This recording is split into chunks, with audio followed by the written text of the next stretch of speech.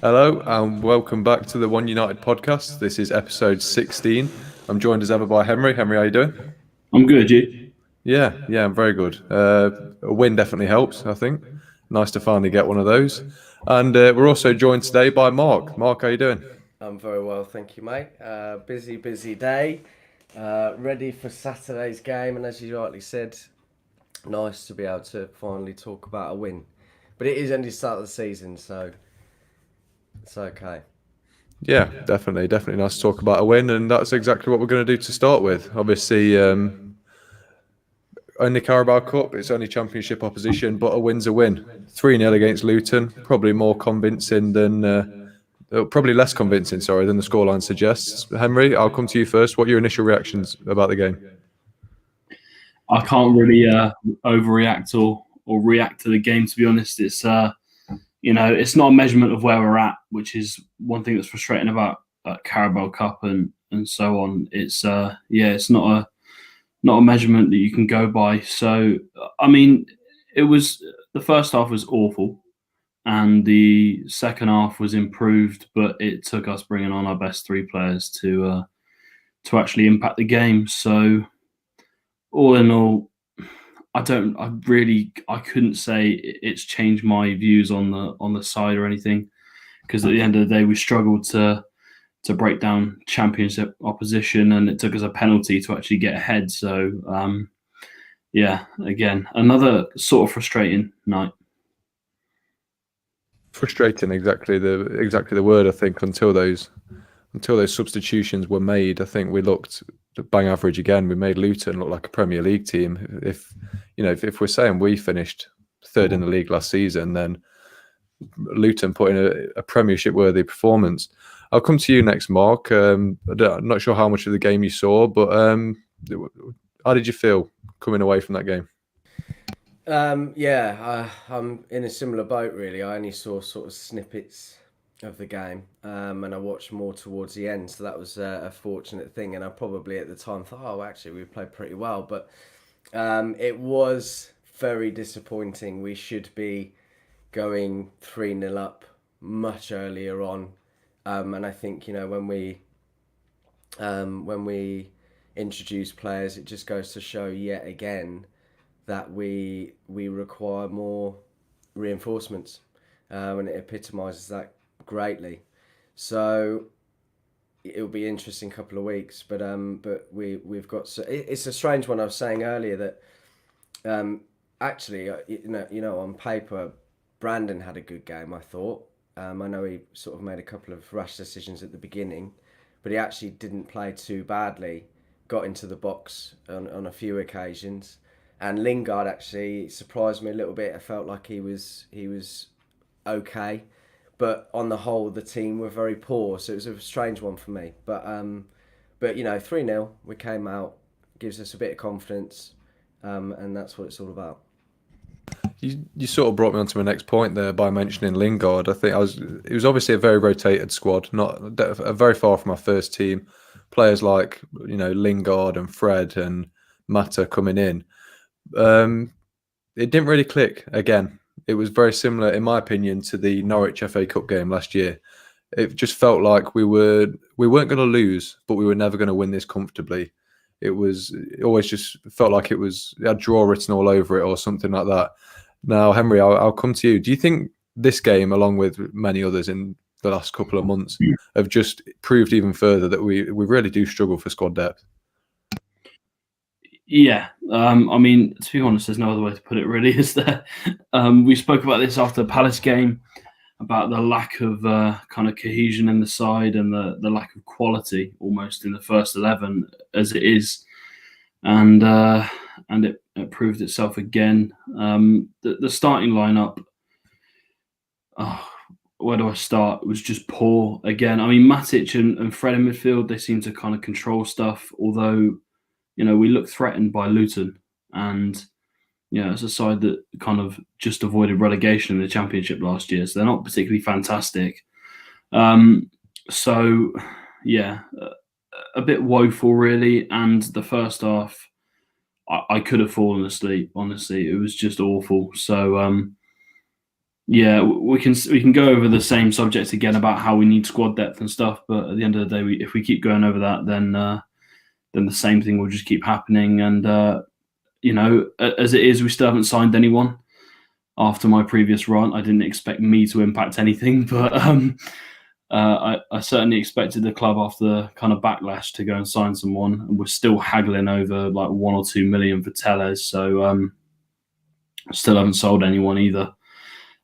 Still haven't offloaded your likes of Pereira and Jones, and still Smalling's the fees being haggled over by us. Shock horror. So yet another downer. I'd never say that was a good performance, because it took like 2 goals in the last 3 minutes after bringing on our best kind of 3 players really to actually do anything. So yeah. Yeah, completely agree with you. But very basic performance at that. There's, apart from your Van der Beeks and your Mata sort of combining a couple of times, there was nothing to get you off the edge of your seat. Now, Mark, I'll come to you next. There was a big question mark in the selection of the team. Well, another one, I suppose you could say, in the fact that Bailly and Harry Maguire started as a defensive partnership. Now, this was a fixture that many fans expected Mengi to finally make his debut for the first team. Now, if he's not getting minutes in a game like this, and Solskjaer is banging on about how much of a chance he's giving youth, well, I'll ask you in two parts. Are you frustrated at not seeing Mengi in the starting 11, and then do you realistically see him getting many minutes this season at all if he's not playing games like this? Yeah, I was extremely disappointed actually. I said on a couple of occasions and in a match preview that I did that I really thought he was going to give the opportunity, and we read probably so many times, from the Manchester Evening News that he had travelled with the squad, and it just seems completely bizarre that he wouldn't have featured at all. I think maybe, was he even in the subs bench? I don't think he was. Yeah, he? he was. He was. So maybe Ollie's thinking was, if we had a couple of goals and were very comfortable, then perhaps he was going to bring him on just to get sort of some minutes then, and because we were only 1-0 up at the time, then that wasn't really an option to go with. But I'm just, Ollie has obviously said that he rates him very highly, almost as much as probably Mason was when he was playing incredibly well for the reserves. Unfortunately, strikers probably get a bit more of a recognition because they're scoring goals, and that's what it's all about, isn't it? So, but by all accounts, he's incredibly quick and strong and reads the game well, and it would have been wonderful to see him alongside Harry or Bailly, and just to see what he was all about really, and see whether he did have that pace. So it was a frustrating one. I really thought that he would have started or at least featured. So it was disappointing for me. Yeah, completely agree with you, Henry. I'll come to you with a similar question then. Obviously, following the sort of backlash that the defence got after the Palace game, it was very poor performance from everyone in that back line. Mm-hmm. Personally, I didn't see a better time to give Mengi his debut. It's a win-win situation. Either he has a poor game and you say you then learn, right, he's not ready to make that step yet. That's fair enough. It puts all the fans' minds at ease as well. Or he has an incredible game and you've got someone who can come in and challenge those defenders who are looking pretty ropey at the minute. Yeah, you've got a young, hungry player who's going to come in and challenge them. Now, can you give any justification as to why he hasn't started? In terms of justification for the manager, no. But in terms of why he did it, essentially for his personal reasons, there can only be one reason as to why he did it, and that's because he knows his job is under threat. And when your job's under threat, the last thing you do is turn to players that haven't been proven in the Premier League. So you don't turn to players that, say you made an 18-year-old signing, or you'd had someone like Mengi, who he's played, a couple of games, but he's mostly been in the 23s, and you kind of put someone in the deep end, then you lose the game. That's on you as a manager. So he's under pressure, Solskjaer. And I think if he had lost that game, yesterday, is it yesterday, day before, then there could well have been a backlash and like 2 or 3 more games, and he's gone. So I think he's done that for himself, almost saving face, because he's realised that, although the side that we've got isn't really good enough, it's the backline's good enough to beat a championship side. The backline should not concede any goals against a championship side, and in fact, we were lucky not to concede against them. But the nil to Luton's name suggests that Solskjaer, went with a kind of tried and what he thinks is a trusted back line, especially in a smaller competition against a smaller side. He didn't want to risk losing the game in case, as you said, Mengi had a stinker, as he could well have done.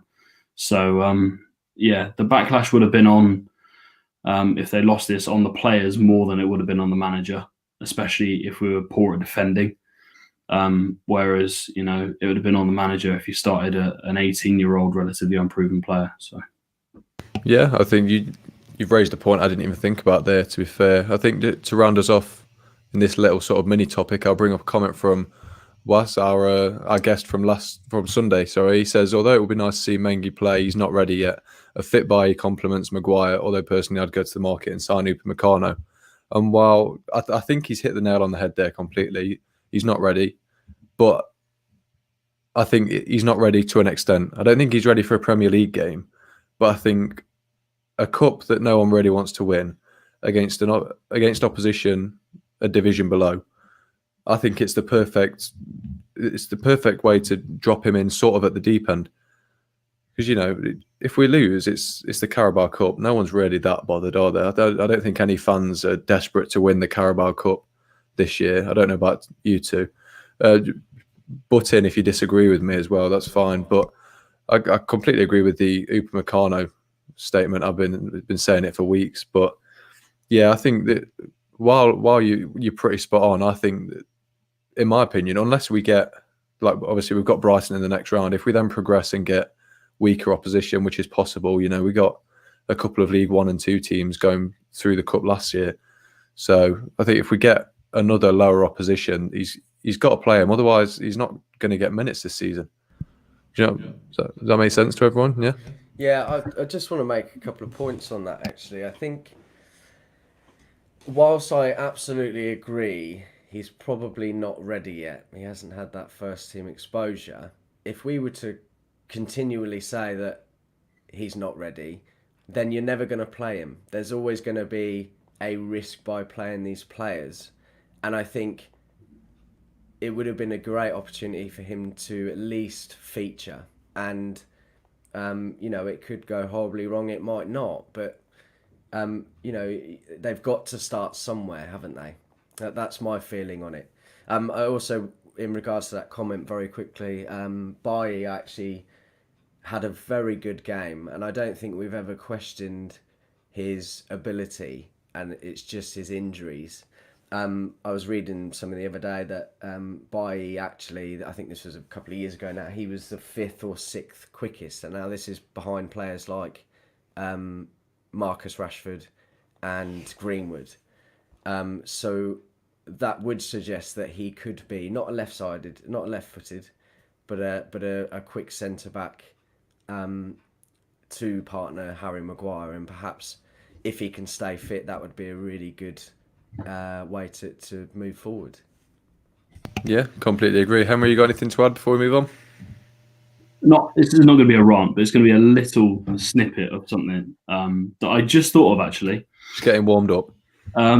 So with the Bailly situation, I do agree with, we've seen that he's got enough ability to be good enough for the United side.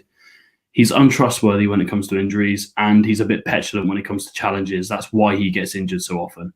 He's he's your Vidic, but he gets injured more often, which is, a concern. My worry with this is, and this is something that I've been kind of anti for the last few years when it comes to United. Why do we as fans have to talk about potentially accepting less when we should be getting more? as fans. We shouldn't be accepting someone who's potentially going to get injured like 2 or 3 games into the season, but we're kind of growing to go through that now, and we're gonna, it's gonna happen because our owners are refusing to spend any money on centre halves. If the same situation happened with Man City, they go out and buy a centre half. Simple as that. They wouldn't hang back, and they bought Eric Garcia through. Fair enough, but they're looking at maybe paying like 65 million for Koulibaly, a 29-year-old centre half. They're willing to go spend the money. Liverpool, they saw a few frailties in their team when it comes to, central midfield. Went and bought Thiago. We had the chance. We didn't. So why should we accept any less than we deserve when it comes to a club? We're one of the biggest clubs in the world, probably top 3 when it comes to, revenues we are. So why should we accept someone who's been injured but, peripheral figure for the last 2 or 3 years?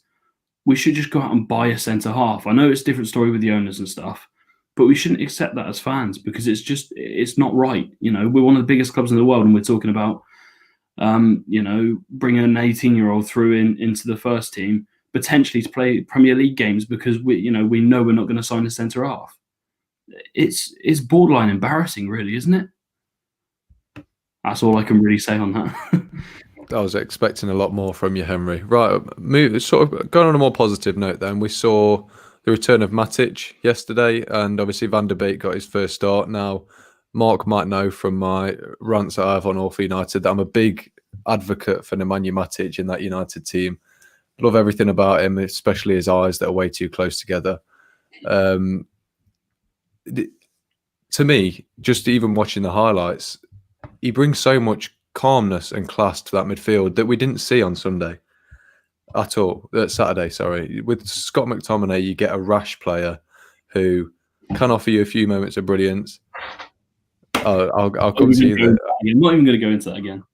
But yeah, he just shows the complete gap in quality. I think he was doing it all last season as well. It's fair enough saying, it was only Luton, but this is something he was doing all when he was in the team. He didn't play for half a year, but when he came back into the team, even against Man City and teams like that, he was calm, collected on the ball, just oozing class, and it showed again. And I'll come to you then, Henry. We saw the first start from Van der Beek. Obviously, there's not much you could have got out of that Palace game from him. He didn't play much, and it was a very odd game. That's a positive for me. Yeah. But, watching him for the first time across a full 90 minutes, what are your impressions of him? He's a good player, but we signed the wrong player. Simple as that. We signed the wrong player. We've got 2 players in that position, 2 world-class players in that position. Where is he going to fit in the side? The only way he's going to fit in is if we go for 3 attacking midfielders in the middle of midfield. And if we go like that against the top side, we get ripped apart. And, it showed against Palace, even with a defensive midfielder, we got torn apart anyway. So I feel sorry for him because unless Fernandes or Pogba get injured, I don't think he's going to start that much. Cup games, and maybe if we draw some side from, I don't know, some lower Russian side or some like Ludogorets or some bollocks like that in the Champions League, he might play away in that game and maybe home. So it gives us an option, but we signed the wrong player. And, he's a good player, don't get me wrong, and he's still got plenty of potential. But realistically, is he going to live up to that if he's not starting every week? I'm not too sure. And where can you start him? You can't start him as a striker. You can't start him as a winger. He's not quick enough. So, we should have signed a defensive midfielder, one who's composed as Matic is on the ball. Because as I mentioned before, Matic won't last 45 games a season. It just won't happen. His legs will go. So then we'll be moving on to Fred and McTominay. And if that happens, I might cower behind the sofa when I'm watching United games. So,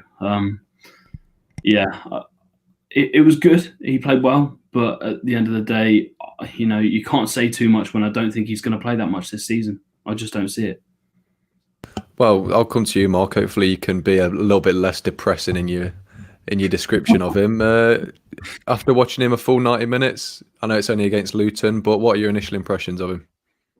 I'm going to disagree on a number of things, actually. Firstly, I want to talk about Matic.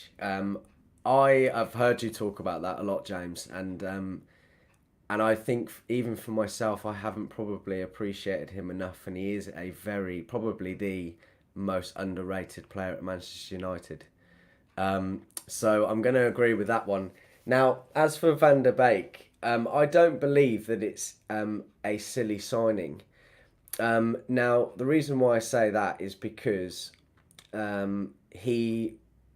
I know he plays further forward now, and he has done in the last 2 years, but I've said this on other shows as well. You may remember, James, possibly. His best ratings and where he played as he was coming through the system and where he did for the first team for a couple of years was a defensive midfielder role. Now, after having the conversation with Ollie on the phone calls when he signed and all this, he very much came out and made it clear that he's had the conversations, he's happy with the system and the role that he's going to play, and his game may change slightly. I don't believe that Bruno, actually, his best position is a number 10. I think it's a number 8. So you could potentially have a one pivot where you're having Matic or Fred. I actually think Fred played very well the other day, and I know he has his moments, he needs his run of games. But I feel that he does have a lot of control. He's technically very good, which you can't teach. And he is good at getting the ball back and playing it playing it around the park and sitting in front of that defence. I appreciate he's not as consistent, but hopefully over time that will change. Now with that, if you have Matic behind in front of the defence, you could play a diamond perhaps. I know that we're looking at potentially getting in a more attacking left back. Aaron Wan-Bissaka's only 22 years old. He's got a lot of time. He's brilliant defensively. I think he's actually a bit underrated going forward. I think we've seen a lot more of that. He's getting better. If we had a bit of competition for him at right back, then it could mean that we might have two very attacking wing backs, and we could potentially play a diamond. So that's another option for him as well. Now, we also talk about having 4 players in order to rotate and have your first 3, and then you might have one that would need to cover an injury or just to create a bit more competition. Now, why can't we have that for midfield too? There's still 3 spots potentially with the formation that we're having now. Why can't we have that competition in order to up everybody's game? I don't believe it's a bad signing. I think we've seen that he has come in. I have been incredibly impressed with him. I think you can very quickly see that he's got very much an Ajax way of thinking, very quick passes, good movement. He seems to pick out the pockets very well, get into those, spaces in between the lines. And I feel we've just got to wait and see what happens. We have no idea at the moment, and I feel that he could be utilised maybe in a different way, and certainly within this team. Can I just add to that quickly? Ever so quickly. You're right with what you're saying in terms of he is a good player. I've never doubted that. The problem I have is we've prioritised that signing over signing more important positions. That's my concern. So we've still got, as midfielders go, okay, so we've still got Andreas Pereira, Fred, McTominay. 3 players, okay, that I don't think are good enough for United. Simple as that. They're not good enough to play top games. They're just not. You can see it. You see it with McTominay in the Palace game. Fred yesterday, he's good at kind of retaining the ball and winning it back, but he's not on the level of Matic. I don't see it at the moment. I haven't seen it for the last couple of years. Maybe mid-table Premier League, fair enough. Andreas Pereira it isn't good enough to be in the Premier League. I don't think personally. I don't see it as a player. And you got Lingard as well. So if we had have offloaded one of those or 2 of those, I can understand buying him, but we haven't. And now our budget is down massively, and we're prioritising the signing of a central midfielder who, primarily plays in Pogba and Fernandes' position, over signing a right winger who, we've seen with the kind of 4-2-3-1 or 4-3-3 as you could call it that Solskjaer plays, that he needs a right winger. Dan James isn't good enough, and he needs a left back, and Shaw isn't good enough. So if we'd offloaded a lot of players and kind of, built up our money, because it seems like we can't afford Sancho now. That's the fact. That's what everyone's reporting. We can't afford to pay the money. So I can understand why they want to buy him, because he's, 34 million is ridiculously cheap for a player of his quality.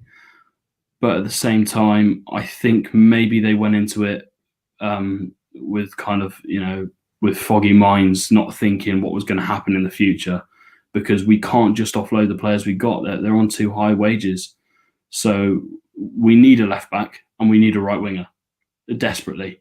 We've got Rashford who can play on the left, but, he can interchange with striker and whatever. Greenwood is not a right winger. No matter what people say, he's not a right winger. You can see with the way that he plays, he likes to cut inside. He doesn't cross because he doesn't like crossing, because he's a striker. So we need a right winger and we need a left back. And I think we've hampered our transfer plans by signing another central midfielder, which wasn't a necessity. And also, we need another centre half. So where's that money going to come from? We need 3 players essentially, and we've signed one that I don't think was a necessity for the club. And I'm not knocking him as a player. I just think it was a bit of a reckless signing in terms of our budget and where we're at the moment. Yeah, I think I'd agree with you in points. I think I'll sort of comment on things that you've both said just to round us out. I think immediately from what you're saying, Henry, I completely agree with you. It seems like, well, I say I completely agree with you. I partly agree with you in the fact that it seems like it was a signing to shut the fans up for a bit. I think there was that much speculation going around about Sancho. We were halfway through the window and we were no closer to signing Sancho. So, this name becomes available. They sign him. It did get the fans off their backs for a couple of weeks, and to that extent, it worked. The thing I have with it though is that there's a lot worse panic buys that you could have made. We've seen that already. He's already shown that he is an incredible. Incredible is a strong word for someone who's just played well against Luton, but he's definitely a very good player. And for the value, to get someone who, along with a few others, guided Ajax of all teams to the semi-final of a Champions League, I don't have any complaints in that respect. So I'll agree with you and disagree with you on that. And then moving to what Mark said about how, we can play him as sort of a bit further back. While again, that in an ideal world, that would be perfect. The thing that I fear most about that is with how good he is going forward, and we've seen it already, that his ability to link up play, he's already like a poacher in the box. He knows where to be. He's obviously very good at finishing. We saw that against Palace, and we've seen it at Ajax as well. He's like the perfect combination of sort of an 8, 10 and a 9 all rolled into one.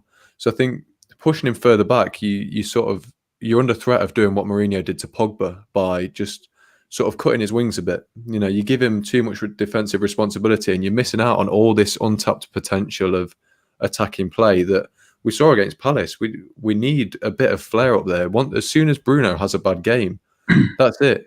Pogba's, especially when he's next to McTominay, he can't go far because it's like looking after a child with ADHD. Yeah, you can't take your eye off him for a second, and so he's sort of capped at that. So if you then told Donny to sit back as well, I think as soon as the team marks Bruno out of the game and Donny's being told to hold back, you're going to do exactly the same as what you did to Pogba, in my opinion, and just throw away all that potential. If Mourinho would have managed Pogba better, I think he'd have been in with a shout of being clearly the best centre midfielder in the world for the last couple of years. But the fact that he was held as sort of a number 6, a sort of deep lying playmaker, he couldn't get into those areas that he was getting into at Juventus, and that's held him back. So that's my only fear with that. Now I'll move on unless anyone has anything else to say about it. I was just going to mention Pogba quickly. We brought him in with promises to build a team around him, from what my understanding is. And he's not signing a new contract now. And the reason for that is we haven't shown any ambition to get top of the league. He wants to win trophies at United. That was the main aim from when he came here. His agent said it, and it's been made very clear. And everyone thought we were going to build a side around him. Now, the best player to complement Pogba so far, probably in his career, has been Kante or Matuidi. in the middle in front when he plays for France. Now, those are two players that are ball-winning central midfielders. Whereas Van der Beek, I don't see him as that. And I think that the worry for me is that he played well in the Dutch league and played well in the Champions League. Ajax are capable of doing what they want in the Dutch league, so there's not really much defending when it comes to that. So if he plays 8 in the Dutch league, or plays as a 6 in the Dutch league, I wouldn't take that as anything, because at the end of the day, Ajax just trounce everyone. It's usually a pretty easy game, and the opposition have like 3 or 4 attacks maximum in the whole game. So I think we've made not a mistake with the signing, because it could be a good signing, it could be fantastic. But, we wanted to sign players to complement Pogba and to get him to sign a new deal. And realistically, if we don't sign 2 quality players before the window's out and look like challenging for the title, then I think he's off next year. I think he's gone, because, he won't have it, and then we'll have lost probably one of the best players in the world. So, well, I certainly hope not, but I completely see where you're coming from. Just moving on then, because we've spent a long time on a game against a Championship team. We'll move on to next weekend's fixture. Brighton and Hove Albion away. Now, last season, I'd be going into this game full of confidence, thinking, yeah, could be a cricket score. This season, especially after Palace and seeing the way that Brighton have started, I'm a lot more worried. Now, I'll come to you first, Mark. How are you feeling about the game? Yeah, I'm a little bit apprehensive, I think, after their game against Chelsea. I mean, I know they lost 3-1, but they were actually pretty good. And then against Newcastle, they were very good. And I think, with our defensive frailties at the moment, and the Morpé's quite quick, isn't he, Morpé? It could expose our centre-backs, which is a worry for me.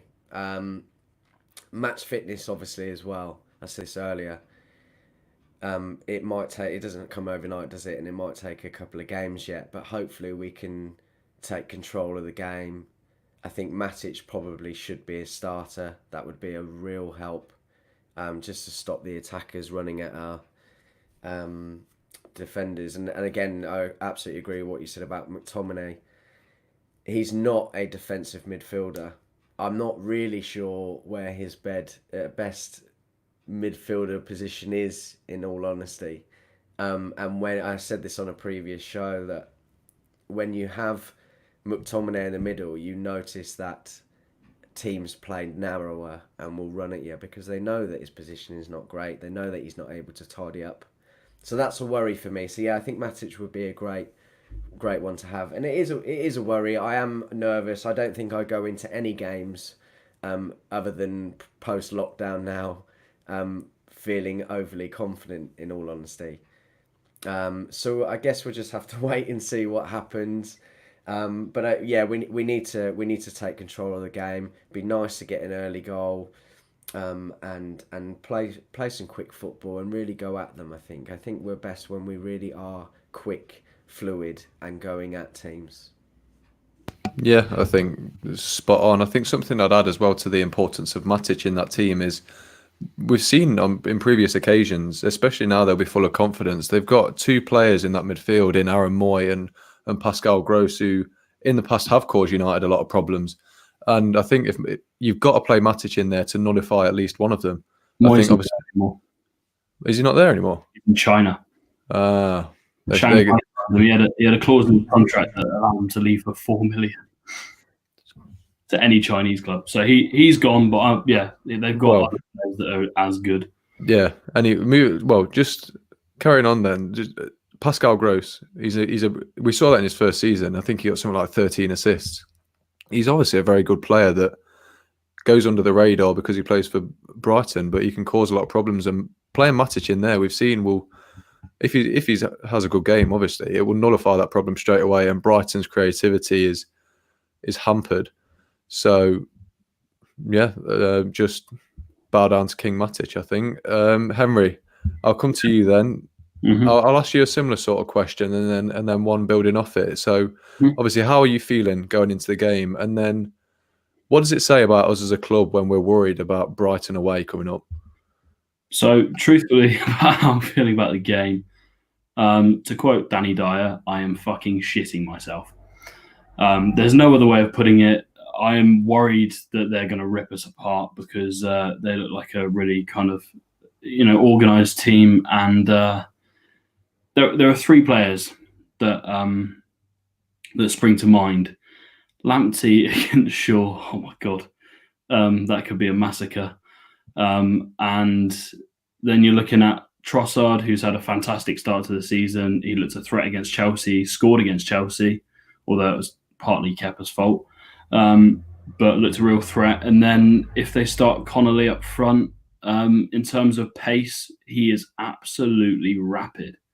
Now, if he's against Lindelof or Maguire, he is going to turn him inside out. No questions about that. So we've got to stop the supply from Trossard into the front two. When it comes to us being fearful of Brighton, it just shows where we're at as a club. There's no other way of putting it. It shows where we're at. We're fearful of a lot of sides. Towards the end of last year, we were thinking, okay, when lockdown finished, we're thinking we're going to be awful here. And then we turned up, started playing some really good football, and Fernandes started playing really well. But then we tailed off towards the end of the season. I think people forget that we tailed off. We were winning games just purely because we were getting penalties, and we're not going to always get penalties in games. We got one against Luton, but again, they're kind of dubious at times, and we can't rely on them as much. But when it comes to being fearful of Brighton, it's sad. There's no other way to put it. It's a shame, really, because we've seen a club that has gone from 10 years ago, top of the world, looking like one of the best teams on the planet, and having playing fantastic football and better sides that were full of superstars. And now we've gone to being fearful of facing a side that only got promoted like 3 seasons ago. So yeah, it's not good, and it shows where we're at as a club and where we're at as a squad, because we're being thick with signings. We're being a bit stupid with wages, and we're the only club in the Premier League at the moment, probably bar West Ham, I'd say, that are being exposed massively in terms of what business we're doing in the transfer market, and lack of business, and the quality of the squad. It's not there. It's not good enough. So yeah, being fearful of Brighton is not something I thought I'd come to when I was supporting United like 15 years ago. I never thought it would come to this, but it has, and I guess we've got to accept the transition period and vent our anger at the owners and direct it in the right areas. Yeah, spot on. No reason why we should be afraid of Brighton, and yet I think everyone is. It's possibly. I'm not sure if. Sorry to cut in. I'm not That's sure all right. We're fearful. I feel that because they are obviously playing good football, and we saw them play great football. Look, you don't know what you're going to get with Newcastle, and they were terrible. So it's probably made Brighton look better. And unfortunately, we're going through a bit of a rough spell at the minute. So it's going to be easy to think, Christ, what could happen? But I don't think we're fearful. I think, we're negative, maybe. But I don't think we're fearful. We're Manchester United, yeah. We shouldn't be fearful. I just think that our approach at the moment might be a little bit, we might worry a little bit. But I feel that I really believe, and I'm going to always try to be glass half full, and I really think and feel that we will have enough match fitness now after the last couple of games. Hopefully, we've had a few more days training now. It's all going to get better and better, that we will go in and play well. That's what I hope, obviously, but I don't think we're fearful. Mark, can I ask you a question? Yes. When it comes to being, as I mentioned, fearful of clubs, where would you draw the line at the moment? So you've got your top 6, and then you've got, I suppose Everton are pushing that now. Would you be fearful going to Goodison Park? Because I'm sure I don't think I'd be alone in probably other fans would as well, being scared of going to Goodison with the way that Everton are playing at the moment. Would you be worried going to them? Yeah, I think so. I think, as we've seen over the last few years, whenever we play a top six side, you're always worried about how it can, what the outcome might be. But I think we've seen it's a difficult time for Ollie at the moment because of what's going on, because of the lack of transfers. We're all very focused on that, and the negativity is very high. But we got to remember that if things change quickly, and we've only got to wait 2 more weeks, we'll know where we're at. Our team, I know that we haven't bought players and we're not really increasing our chance of keeping up with everybody else, but our team were good. I know we had moments half season where no Bruno, no Pogba, they weren't great. But we have got a good squad, and I know injuries are a concern, and we do need squad depth. There's absolutely no doubt about that. But we have got a good squad, and I think we forget the positives very quickly. And for me, Ollie's record against the top six is very good, and I still believe that actually when it comes to the big games, we put on more of a show against the lesser clubs, and I think that that's where our problem would be. So I'd probably say that I'd be more concerned about Brighton this weekend, not fearful. But if I was going to be playing Liverpool, Man City, I'd be ready for it, and I feel that we'd probably come out playing a bit better. Do you think we're good enough for top 4? Because I don't think I'm alone in saying that squad now isn't good enough, I don't think, for top 4, especially with everyone else signing players. We do need more players. Remember, we've played 1 game and we've jumped on it very quickly. We're going to have bad days. We're going to have bad days and still win. We're going to have bad days and lose. We're also going to have good games. Yeah. So we need to improve. We need more players. I'm probably more optimistic than most. I have to be, because if I read all the negative and see the tweets every day, I'd be miserable. Yeah. So I'd like to think that we, at the moment, 5th or 4th is what I believe. And until it's mathematically impossible and all this, and we see what comes in, then that's what I'm going to continue believing. Is that good enough? No, absolutely not. Absolutely not. We do need, unfortunately, we've been saying this for 7 years now. We're going through a transition. Unfortunately, as I mentioned this last night, that you can't really count the first 4 or 5 years really until Ollie came in. He's changed the mentality. He's changed the recruitment process, even though when it gets to Matt and the Glazers, it's not changed. We have brought in better players. We are bringing in the right mentality. And it is a process, and as I said, we should. If what frustrates me is we have spent 1.2 billion, since Fergie, give or take. Can you imagine if we had spent that money? Well, we wouldn't have spent that money if we'd bought in the correct players. We would be in a far better position now. And unfortunately, minus the 5 years, Ollie has come in and he's changed a lot of that, and unfortunately we've just got to write those 5 years off, but we're paying the consequences now. With your comment earlier about selling players, I don't know why we struggle to buy and sell so much. I know that wages are a problem, and it's difficult to get people off our books, but that's the intention, with the Van der Beek thing. I think the intention is that hopefully Lingard, maybe not Lingard, I think I've read today and a few times that he might be staying, but Pereira, I'm trying to think of our other midfielders now, but do you know what I mean? We are looking to get rid of players, and the same with centre-backs as well, so we're going to have a more focal group. So we need to be challenging for the top, but I don't think we're definitely not good enough this season, and I said this way before we started.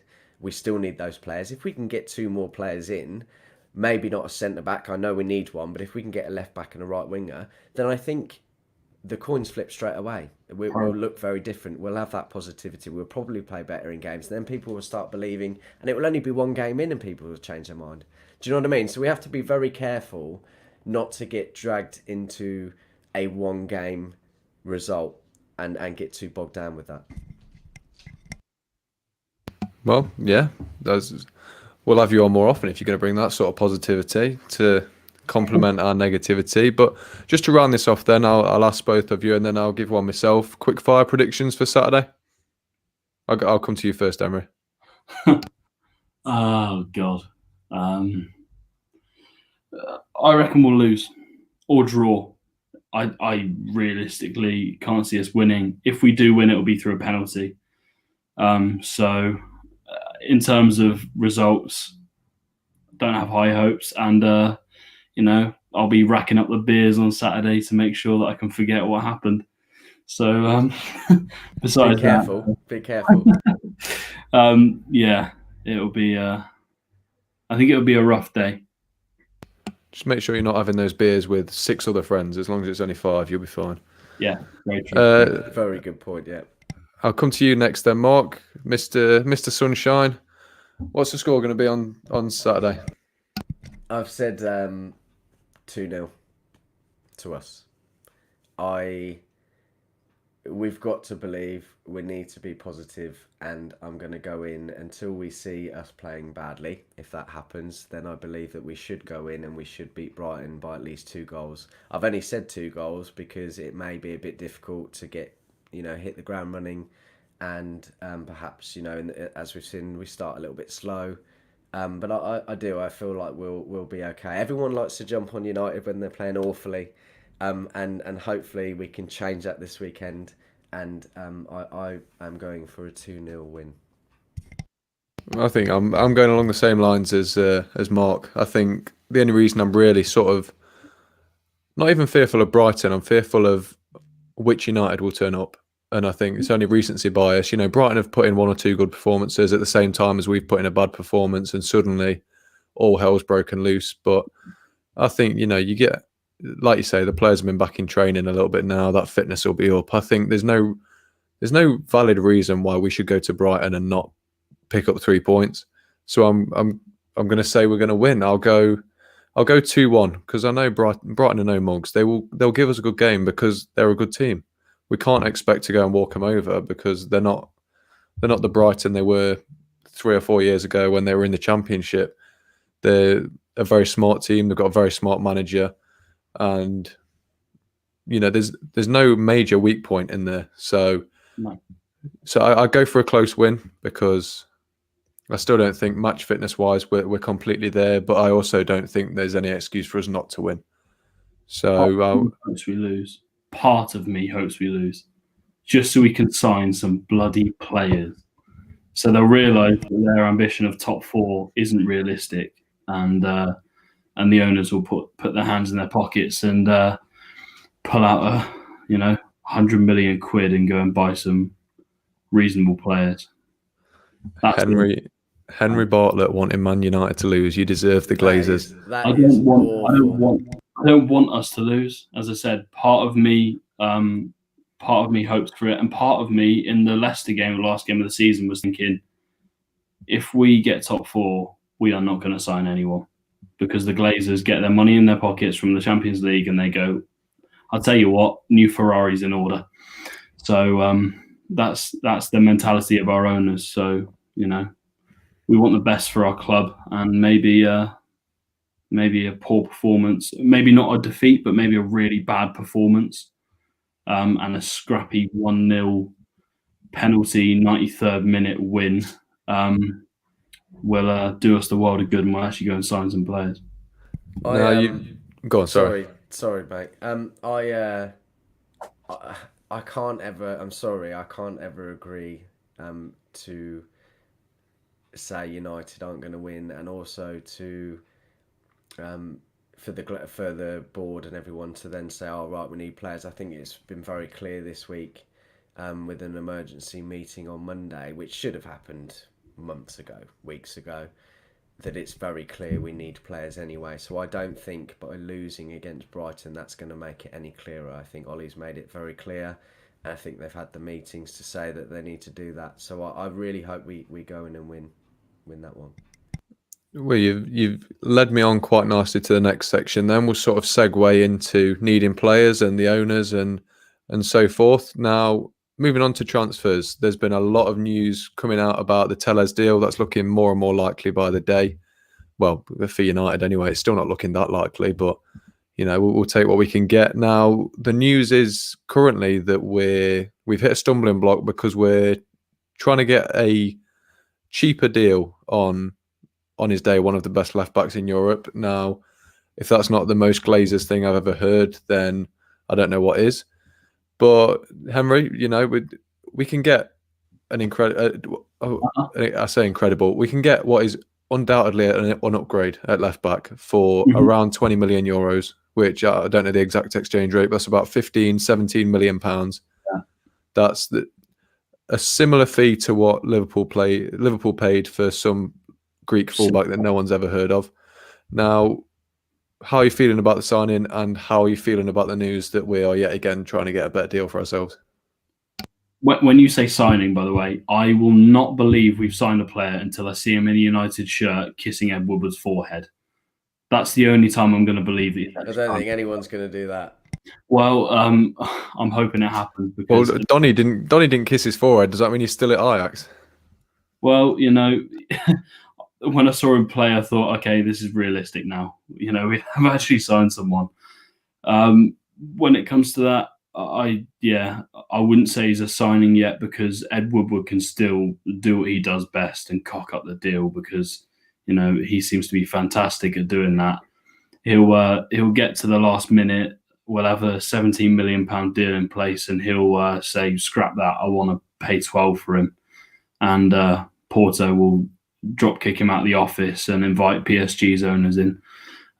So yeah, I wouldn't believe a word that is said until the deal is actually done. In terms of a signing, I've already said to you my feelings on Luke Shaw. We saw an advert.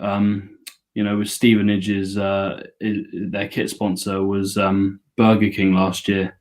Maybe we should add that as Luke Shaw's personal sponsor, because it would have been more, as I said, more realistic. So yeah, we need an upgrade. There's no question about it. We need an upgrade there so badly, and he will be facing up to Lamptey with the way that Brighton play, and I might just bash in the left-hand side of my screen so I don't have to watch Luke Shaw, or the far-hand side, so I don't have to watch Luke Shaw get ripped apart by him, because... What about at half-time, when they switch? Then I'll just do the other half, and I'll have a centre.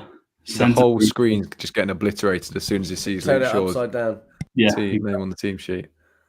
So, when you say, is it an upgrade, or you said undoubtedly an upgrade, that there is absolutely no question as to whether that's an upgrade. Luke Shaw has, I think, got 1 assist last year.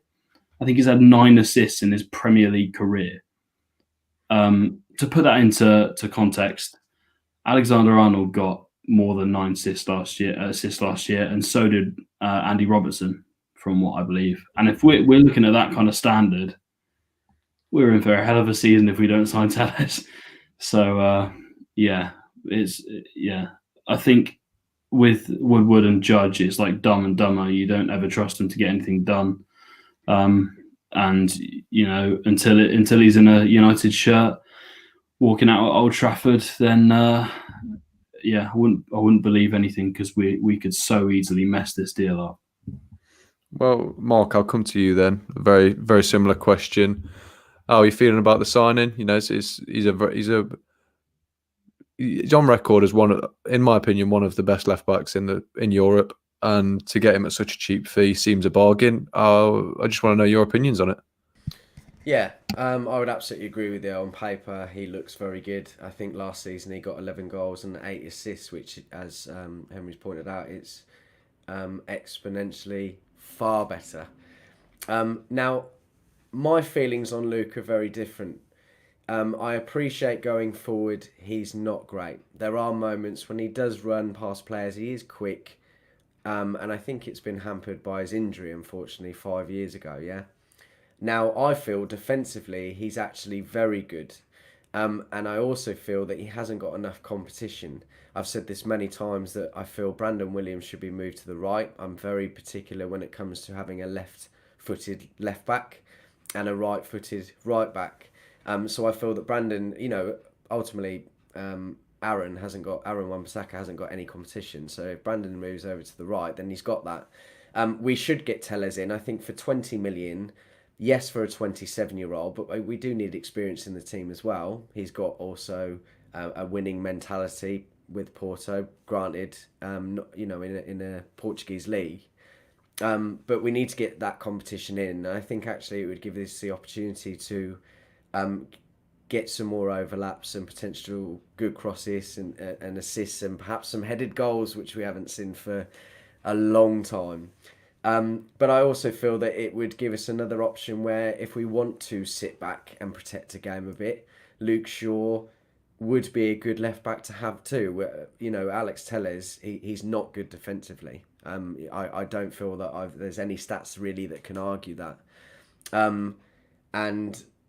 I think it would be a good signing. We need to do that. And for 18 million, I think it's a good signing. It's just one last thing. It's no coincidence that when Luke Shaw came back, I know he gets a lot of jibes about potentially not being fit, but when he came back from lockdown, he actually looked in pretty good shape. And I saw a couple of photos a few weeks ago, and he actually looks in pretty good shape now. And it's no coincidence that when he got injured against West Ham, we started playing poorly again. I know that we were fatigued, but we started playing poorer.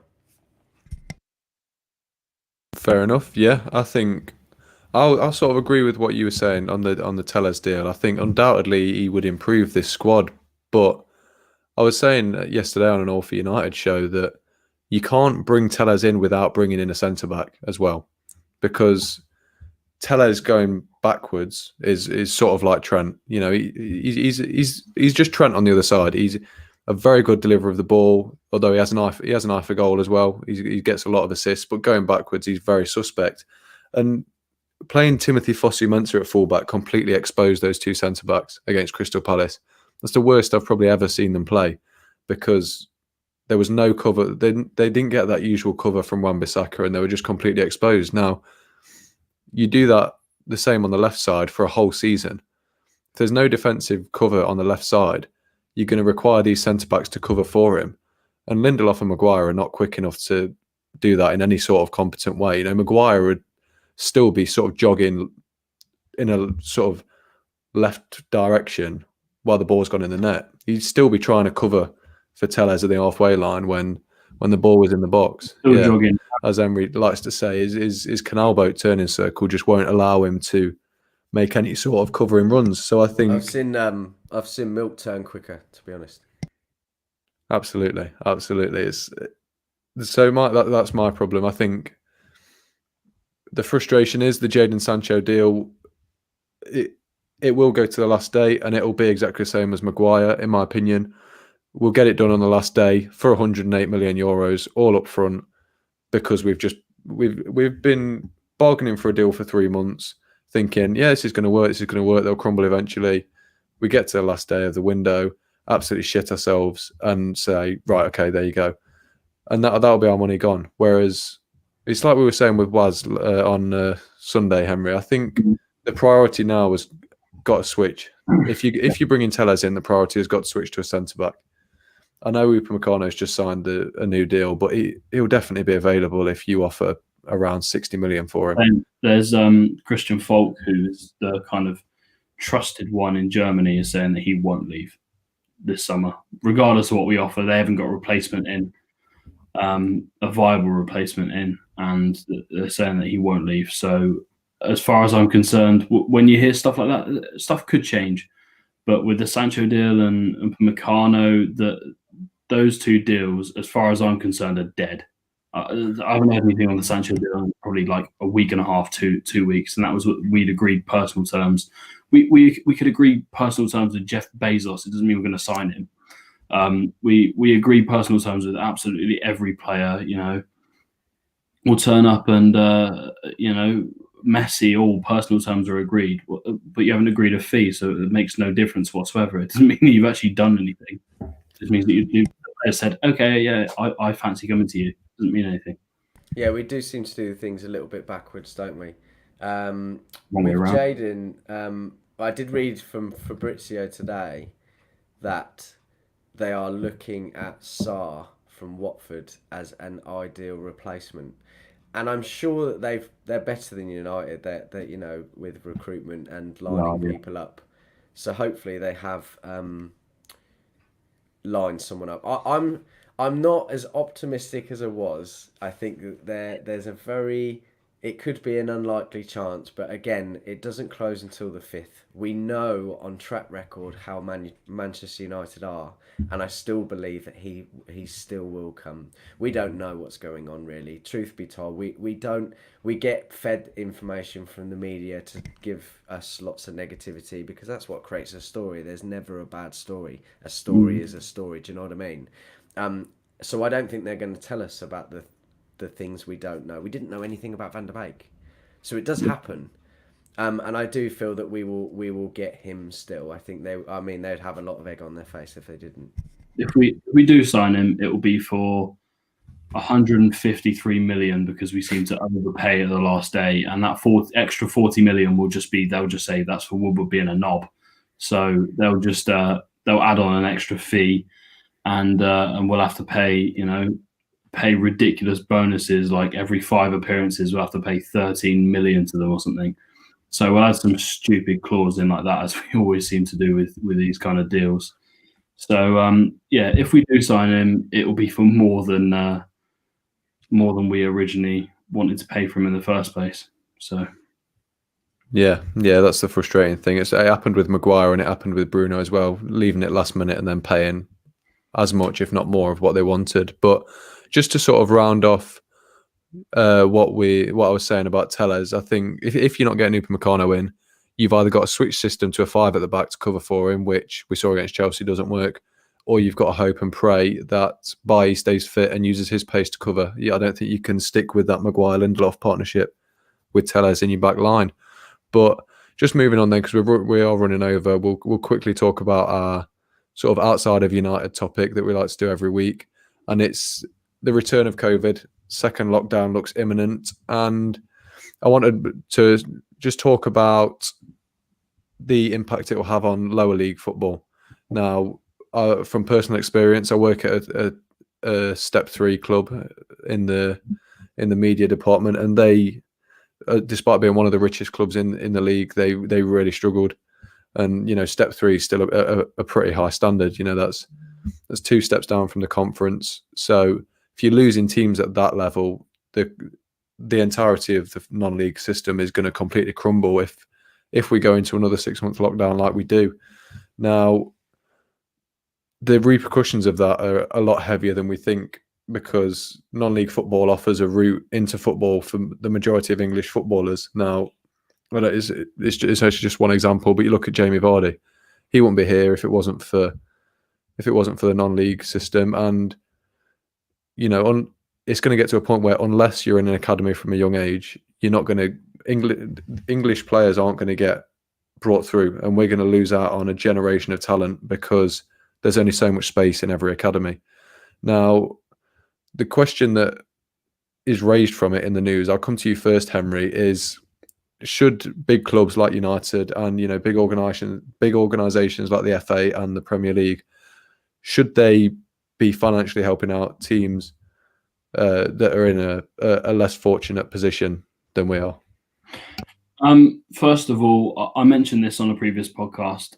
A massive kind of shout out has to go to all those clubs that are struggling financially but have managed to keep the kind of club afloat, because, as you said, at the end of the day, it is a big route into professional football for a lot of players, not just higher players in League 2 and League 1, even National League players. A lot of them come from non-league, so we wouldn't be anywhere without a lot of lower clubs. In regards to should the Premier League and the FA be helping out, yes, they should. I know people disagree with the Premier League helping out, but they get so much money from broadcasting alone. A small percentage of that divided between all the teams. I saw some teams got a £10,000 grant. That's not good enough for, as you said, Baseford, Step 3. A club like that's not big enough to fund the club for much time. at the end of the day, they've got to pay players' expenses and stuff. So they have to fund it somehow. And the FA, the chief exec, and whoever's doing the finances, hang your head in shame, because you have absolutely screwed the lower leagues over. You have mugged them off in terms of you haven't given them enough financial backing, not just this year, but over the years. It's been a disgrace. We've seen some of the clubs that have gone bust. Bury, for example. I know this was pre-COVID. Macclesfield are looking like they're going to go down, and that's largely down to COVID financial implications as well. The FA have never been about football for me. They're not about football. They're about money. And at the end of the day, if the chief exec or whoever it is can line their pockets with an extra £1 million a year, he will. So there is a sense around the FA, and we've seen it with FIFA and stuff. There is a little sense of corruption around that, because at the end of the day, they could save these clubs. They've got enough money that I know that they say, "Oh, COVID's impacted, blah blah blah." Broadcasting alone, they've got enough money. They find Slaven Bilic £8,000 for some verbal comments. Why can't that go towards lower leagues? Why does that have to go into the magical money pot they've got? So, at the end of the day, why can't they help out lower league clubs? It frustrates me, and it's worrying to see, because if they go down, then as far as I'm concerned, football's dying if some lower league clubs go down.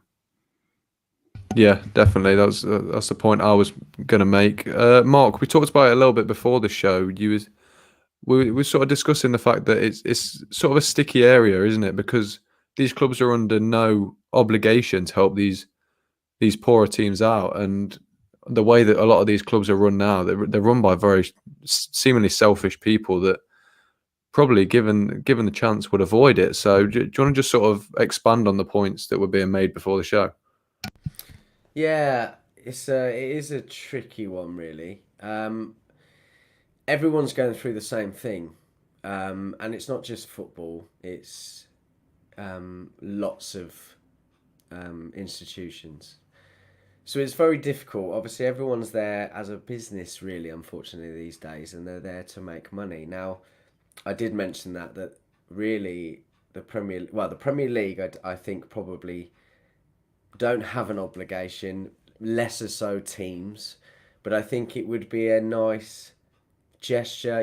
These teams don't really get their money from TV rights, as Henry absolutely said, absolutely right. They generate their money from fans being able to go. Now, unfortunately, fans aren't able to go, and it does look worrying. And yeah, as I mentioned, I think that they don't have an obligation to help them. However, it would probably come across as a marketing thing to suggest that what a lovely and wonderful thing they have done. So it's a terrible situation at the moment for all walks of life, I think, and hopefully we don't get too much of that. One other point, I don't know whether you mentioned this, but what happens to all the players that need first team senior football? So we have all these players that are Mengi, not so much Greenwood, but Gardner.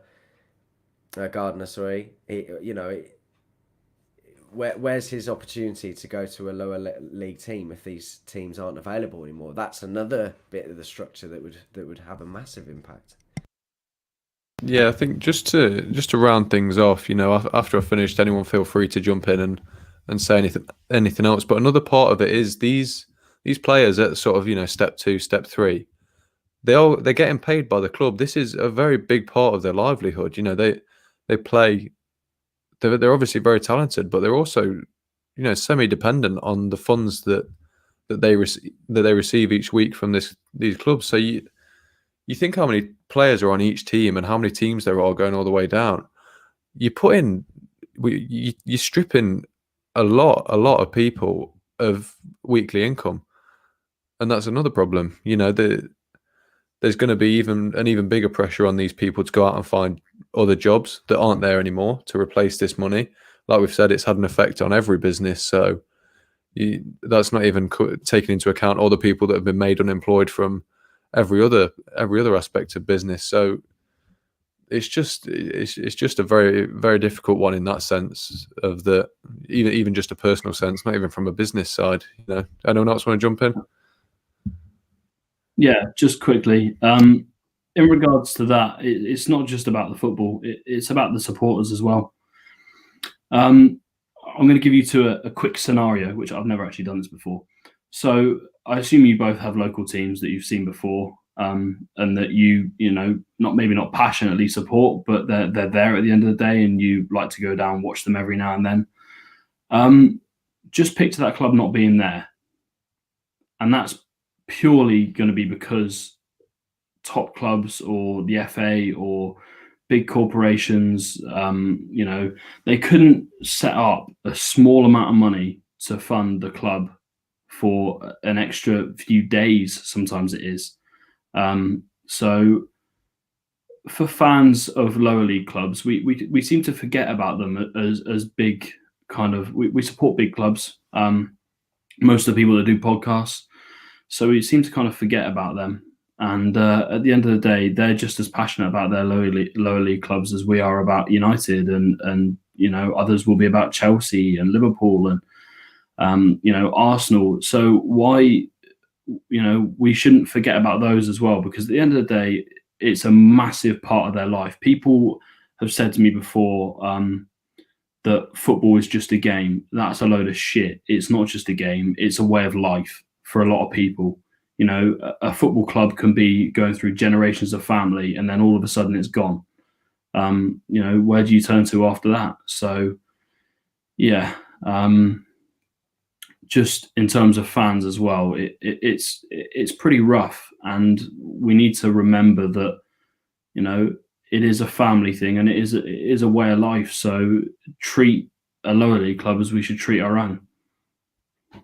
Absolutely spot on. Yeah, I think we've got to leave it there. We've run a bit over. I know, Mark, you've got somewhere to be at 7:00, so we'll leave it at that. So thank you very much for joining us, Mark. If you haven't already, follow him on Twitter and check him out on the All For United channel and the Elite Football Show now as well. Go and check that out. That's a movement, I'd call it, at this point, with the amount they're doing. So yeah, thanks for coming on, Mark. Brilliant to have you on. Yeah, cheers. No, thank you very much. I've thoroughly enjoyed it. Really good topics, and yeah, as I said, thank you very much for highlighting that. And come and follow us, and I'd love to come on again at some point. Absolutely, we'd love to have you on, Henry, as ever. Thank you for joining me, co-hosting. Yeah, and we'll see you on probably Sunday, I'd say. Hopefully with a bit better news in the Premier League. See everyone soon, and yeah, we'll see what happens. Right, thanks for watching, and we'll see you very soon.